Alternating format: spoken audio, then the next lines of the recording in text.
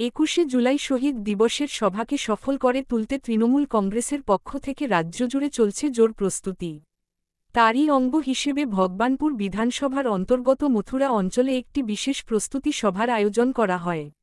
এই সভার নেতৃত্বে ছিলেন মথুরা অঞ্চল তৃণমূল কংগ্রেস সভাপতি বরুণ গিরি।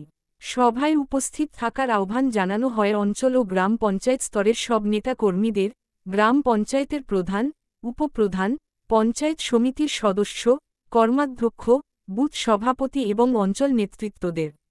এই সভা অনুষ্ঠিত হবে আগামী 10ই জুলাই, বৃহস্পতিবার, বিকাল ৩টায়।